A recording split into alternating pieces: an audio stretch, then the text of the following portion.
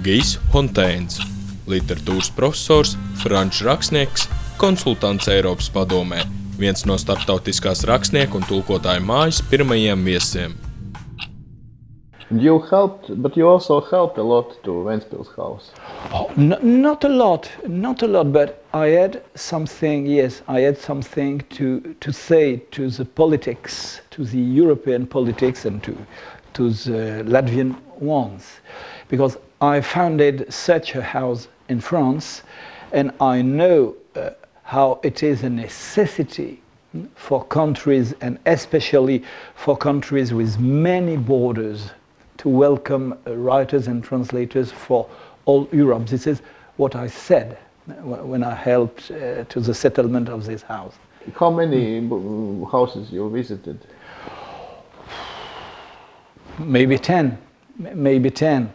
And this is one of the houses particularly working well. And I can explain you about some mysteries of this alchemy I can recognize here, if you want. Yeah, that's my question. Okay. So first of all, the staff has to be open-minded, and the staff has to know what an artist is, with all his craziness and with all its generosity. So to be open-minded is the first thing.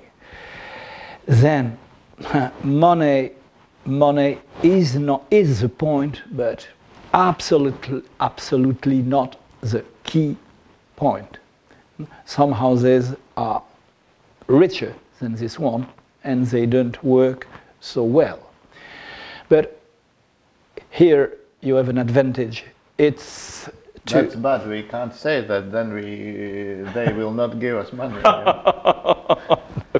Money is the key point, but not the only key point. Okay. Yes. Yeah, a key needs a door. Yes. And so on, and somebody to use it. So, no, opening minds, sharing cultures, discussing, loving languages, loving people. This is a part of the mystery, but I'm absolute. When I met people thinking of this house for the first time, I didn't know anything about Latvia. But what I knew is that the geographical situation wasn't so different from the situation of the house I had founded, because it's so easier to be international when you live on a border. It makes the difference. In this house, we are 5 writers today, and we belong to 3 continents. It's already something. Yeah. And we are 5 writers coming from 5 different countries, including Latvia. So it's impressive to be so different and to share something together. And in the streets, you may find some qualities of differences which make the interest of Europe and European culture. If writers and translators are so happy here, it's because they can share, they have something to share. They accept their differences, but they accept to create together a sort of cultural network. They accept to be universal or European. But you cannot decide this with a white horse. You have to create.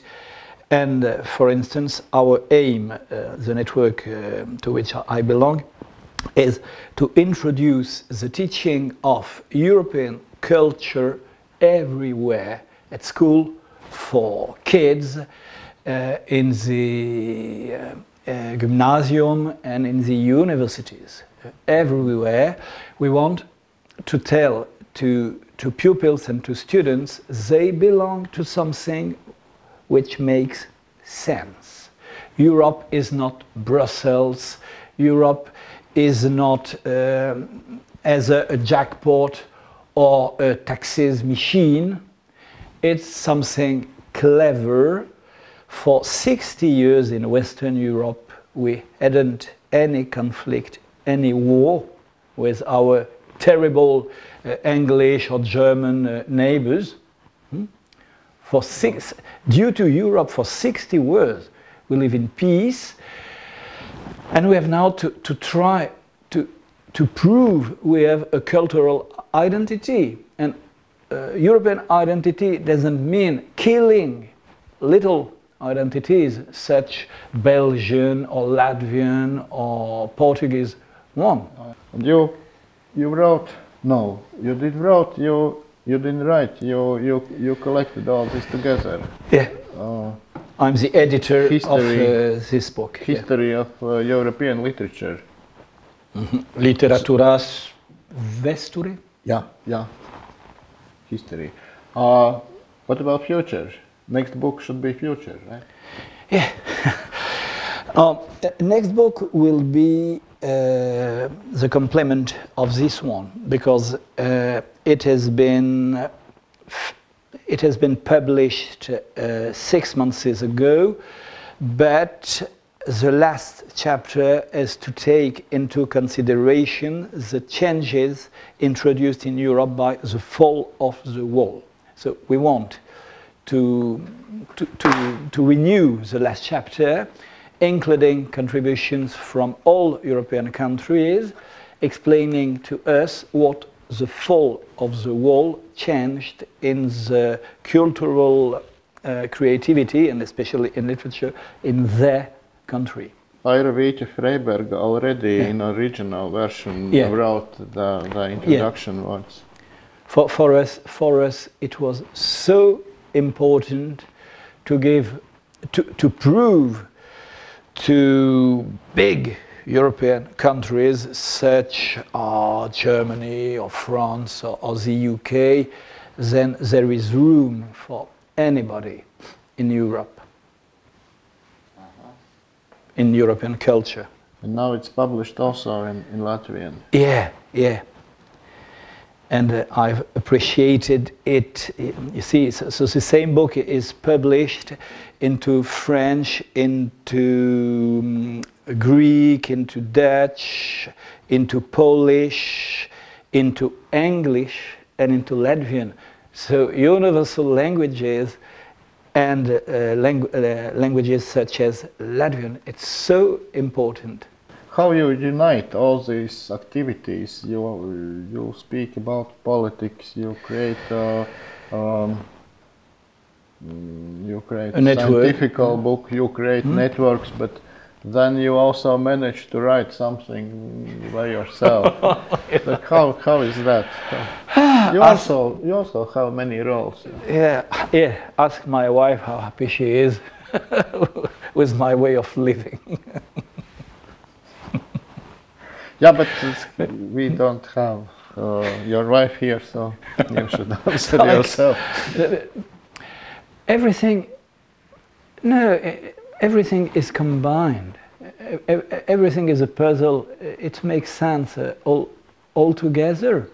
If I write an academic history of European literature, and if there are no students and no professors for European literature, it's nothing. So I have to combine introducing of the teaching of European literature and writing a history of the European literature. True.